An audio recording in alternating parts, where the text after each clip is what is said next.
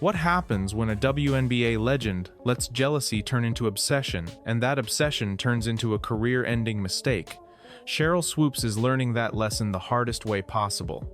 After spending months attacking Caitlin Clark with misleading narratives, twisted statistics, and outright false claims, the league finally stepped in and wiped her off the broadcast map completely. Not just Indiana Fever games, not just one assignment, but every single WNBA broadcasting role she had, gone overnight. Now, after losing... She got fired? But it looked like you got fired, bro. It looked like she got fired. I just gotta keep it real. It looked like she got fired. Being a hater of Caitlin Clark and the Indiana Fever in Clark's rookie season, even insinuating that players would flee the team because of the attention around the team. It didn't start with one comment or one bad take. It started with a pattern, and that pattern kept getting uglier the more Caitlin Clark kept winning. From the moment Clark entered the league, Cheryl Swoops positioned herself as one of the loudest voices, questioning everything about her, from the attention she received to whether the hype was even deserved. At first, it sounded like opinion, the usual veteran skepticism aimed at a rookie getting superstar treatment. But very quickly, those opinions turned into narratives, and those narratives turned into claims that simply weren't true. Swoops went on record suggesting that the attention around Clark was actually hurting the Indiana Fever, implying that players didn't want to be there, that the locker room was fractured, and that Clark's presence was creating chaos instead of success. These weren't small statements. Coming from a former legend and active broadcaster, they carried weight, and out and the public correction was on record. Things should have cooled down, but instead they exploded. Every time Cheryl Swoops was challenged with evidence, her response wasn't clarification or accountability. It was defensiveness, hostility, and doubling down.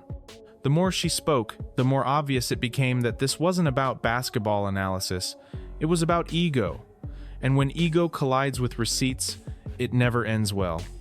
The basketball world watched in real time as Swoops turned what could have been a minor correction into a public meltdown. She rejected the numbers. She rejected the explanation. She even attacked the people correcting her instead of addressing the misinformation itself. That's when the narrative shifted completely. This wasn't a veteran offering tough love anymore. This was a broadcaster refusing to accept reality while using her platform to push a personal agenda. That behavior didn't stay contained. It reached national television when Stephen A. Smith stepped in and said what a lot of people were already thinking but hadn't said out loud yet. He didn't sugarcoat it. He didn't tiptoe around legacy. He called it what it looked like: jealousy, bias, and bitterness aimed at the league's brightest new star, Caitlin Clark. And coming from one of... There seems to be some haterade in the league in regards to Clark, starting with WNBA legend Cheryl Swoops herself. People in the Fever were like, y'all. That's not my point. There's a lot of other shit going on that players are like, this ain't where I want to be. Over there. Yeah. Yeah. Some new shit going on around there. It's a lot.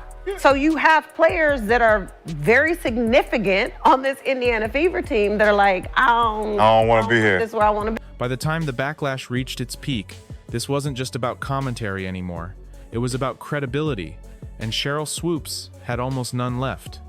What made the situation worse was that this behavior didn't come out of nowhere. People started digging, and once they did, a very uncomfortable pattern resurfaced. This wasn't the first time Swoops had been accused of abusing her position in women's basketball. It was just the first time millions of people were watching. The spotlight turned back to her coaching days at Loyola University Chicago, where Swoops once ran the women's basketball program. What followed wasn't rumor or internet speculation. It was an investigation. Multiple players came forward describing a toxic environment built on fear, intimidation, and constant threats. Scholarships were allegedly used as leverage. Playing time was reportedly weaponized. Players said they felt belittled, humiliated, and trapped. The situation escalated so badly that a majority of the roster either transferred or prepared to leave. That's when the university stepped in. After reviewing the complaints, Loyola didn't defend her. They didn't issue a warning. They fired her. Completely. The message was clear even back then. Being a legendary player does not excuse destructive leadership, and past greatness does not protect you from consequences when your behavior crosses the line. For years, that chapter stayed buried because Swoops still had status, still had connections, and still had a microphone. But once her attacks on Caitlin Clark went public and the receipts stacked up, people started connecting dots that could no longer be ignored. The same traits players described in college were now visible on national broadcasts. The defensiveness, the refusal to admit fault, the tendency to attack instead of reflect. The only thing that changed was the target. Instead of college athletes who had limited power to respond, Swoops was now going after the most visible star in women's basketball, someone whose performances were backed by numbers, fans, and league-wide momentum. And this time, the pushback wasn't coming from scared players behind closed doors. It was coming from Hall of Famers, analysts, journalists, and millions of fans. That's when the situation crossed a line the league could no longer ignore. A broadcaster spreading misinformation about the sport's biggest draw isn't just a bad look, it's a liability. Especially when that misinformation aligns with a documented history of toxic behavior. The league had a choice: protect a veteran voice that was dragging the product down, or protect the future of the game. Behind the scenes, decisions were being made, assignments were reconsidered, trust was reevaluated. And while Swoops kept talking, defending herself, and refusing to acknowledge wrongdoing, the walls were already closing in. The same behavior that cost her a college coaching job was now threatening her broadcasting career. Different era, bigger stage, much bigger consequences. And the most damaging part was this: she did it to herself. No one forced her to attack Clark. No one made her reject corrections. No one told her to double down when the facts were clear. The pattern repeated because she refused to change it, and this time, the fallout was about to be public, permanent, and impossible to spin. To pretty much say, hey, you can't broadcast the Indiana Fever game after the little comments and things you had the game before, or something like that. Yeah, I believe it was that. And Nancy Lieberman was the one who pretty much confronted Cheryl Swoops about the whole situation and let her know, like, hey, we got to keep it this, we got to keep it that, keep it about basketball. The fallout didn't come with a press conference or a dramatic announcement. It came quietly, and that's what made it even more devastating. One day, Cheryl Swoops was a familiar voice in WNBA broadcasts, and the next day, she simply wasn't there. No explanations on air, no goodbye segment, no transition period, just absence. And in broadcasting, silence is never accidental. At first, people assumed it was limited damage control. Maybe she'd be pulled from Indiana Fever games since that's where her hostility toward Caitlin Clark had been most obvious. That would have been the safe move. Remove the conflict, let her continue calling other games, and hope the controversy fades. But that's not what happened. Instead, assignment after assignment disappeared. Dallas Wings games went on without her. National broadcasts replaced her voice with others. Playoff coverage moved forward as if she'd never been there. Fans started noticing her name missing from schedules, rosters, and broadcast listings. That's when it became clear this wasn't a temporary timeout. This was a full removal. What made it even more symbolic was who replaced her. Nancy Lieberman, the same Hall of Famer who had publicly corrected Swoops' false claims about Clark's statistics, stepped into her former role. Where there had once been bias and hostility, there was now balance, credibility, and professionalism. The contrast was impossible to miss. Lieberman didn't need to take shots. She didn't need to reference the drama. She simply did her job, called the games fairly, praised talent where it was earned, and focused on basketball. And just like that, broadcasts felt cleaner. The league moved forward without disruption, proving a painful truth for Swoops. She wasn't essential. The game didn't need her voice to survive. Behind the scenes, the message was unmistakable. The WNBA wasn't just concerned about one player feud, they had lost trust. A broadcaster who repeatedly pushed false narratives, refused corrections, and fueled personal vendettas couldn't be relied on to represent the league. Not for one team, not for any team. This wasn't about punishing criticism. The league welcomes debate. It was about protecting credibility. When fans can no longer trust what a broadcaster says, the damage spreads beyond one player. It undermines the entire product. And Swoops had crossed that line too many times, too publicly, and with too much documentation. By the time people realized what was happening, it was already over. No more assignments, no more appearances, no more access. The WNBA didn't announce her firing because they didn't have to. Her absence said everything, and for someone who once helped build the league, being erased from its present might have been the loudest consequence of all. And then you're bringing back Aaliyah Boston, who continues to get better every single year. Can we talk about Kelsey Mitchell, who is just a walking bucket? How much stronger Caitlin got in the offseason. You know she was in the gym working on her game. This Indiana Fever team, they have put the pieces together in this offseason, and I'm excited to see what they're going to do. Once the broadcasting doors closed, the tone changed almost overnight. After months of criticism, denial, and hostility, Cheryl Swoops suddenly reappeared, sounding like a completely different person. The same voice that questioned records and pushed locker room chaos narratives was now praising talent, chemistry, and growth. And at the center of that praise was the very player she had spent a year attacking, Caitlin Clark. Swoops began talking about how special Clark really was, how much stronger she looked, how hard she worked in the offseason, and how exciting the Indiana Fever suddenly seemed. She complimented the roster construction. She highlighted player development. She spoke like someone who had always believed in this team.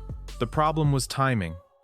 Everyone knew exactly when this switch happened, and it lined up perfectly with losing her job.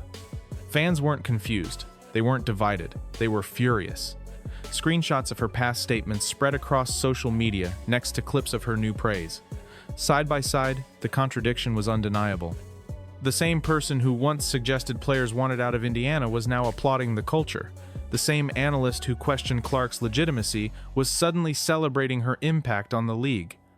And it didn't stop with Clark. Swoops started praising Aaliyah Boston, calling her dominance undeniable. She talked up Kelsey Mitchell as a walking bucket. She highlighted the toughness and edge of Sophie Cunningham and the energy brought by Lexi Hull. It sounded like a Fever hype reel, and that's exactly why people didn't buy it.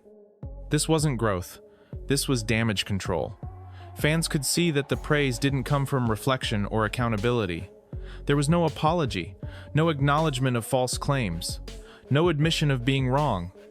Just a sudden pivot and an attempt to rewrite the past.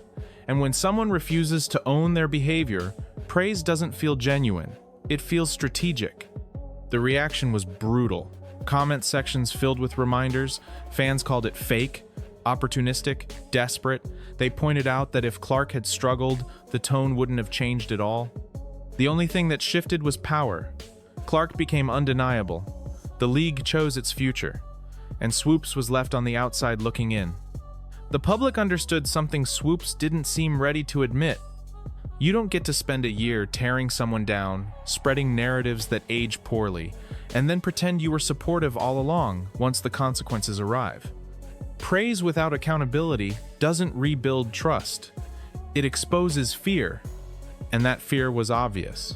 Swoops wasn't praising Clark because she believed in her. She was praising Clark because Clark now represented relevance, influence, and a possible path back into the league's good graces. The problem was simple. The fans had already moved on, and they weren't interested in letting history be rewritten. To all of our surprises, was somebody who's done nothing since 2023 but speak idiotically and speak like a delusional human being. The liar of them all. The king lie.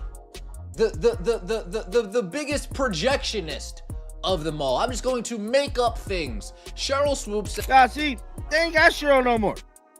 Cheryl's gone. Cheryl's gone. Nancy still got her job, though. Nancy still got her job. They got Cheryl built. They gave Cheryl the book. See? Cheryl was there last year. She ain't there no more. By this point, the power dynamic had completely flipped, and everyone could feel it. Caitlin Clark wasn't just a promising rookie anymore. She was the face of the league's future. Arenas were packed. Ratings were up. Merchandise was flying. Media coverage followed her every move. And while Clark kept elevating the game on the court, Cheryl Swoops was losing influence by the week off it. This shift mattered because the league itself was entering a critical moment. With upcoming negotiations and long-term growth on the line, the WNBA needed unity, credibility, and stars fans actually wanted to watch. Bitter infighting, misinformation, and public vendettas weren't just embarrassing, they were dangerous to the league's momentum. And Swoops had become a symbol of resistance to that future, instead of a contributor to it. The contrast couldn't have been clearer. On one side, you had young stars bringing in new audiences, energizing crowds, and pushing women's basketball into conversations it had never dominated before. On the other side, you had an old guard mentality that questioned attention, resented change, and tried to diminish the very players driving growth. The league had to choose, and that choice was never really in doubt. What made Swoops' position even weaker was that she no longer controlled the narrative. Her claims about locker room chaos fell apart as the Indiana Fever visibly improved. Players bought in, chemistry improved. Wins followed. Everything she predicted would fail did the opposite. Each Fever game quietly dismantled her talking points without saying a word.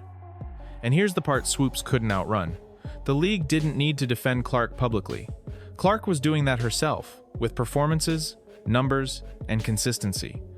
When reality keeps disproving commentary, commentary loses authority. Once that happens, broadcasters become replaceable, and Swoops learned that lesson too late. This wasn't about silencing criticism or protecting one player from opinions, it was about alignment. The WNBA aligned itself with growth, transparency, and stars who elevate the product. Anyone actively working against that direction became expendable, no matter their legacy. The message was loud even without words. The future matters more than the past. Swoops now found herself trapped between two realities, the one where she once had power, access, and a microphone, and the one where the league had moved forward without her. Clark didn't need validation. The Fever didn't need defending. And the WNBA didn't need a broadcaster who kept fighting yesterday's battles while tomorrow was being built right in front of her. This outcome wasn't sudden, it was earned. A year of false narratives, double-down mistakes, and refusal to adapt led directly here.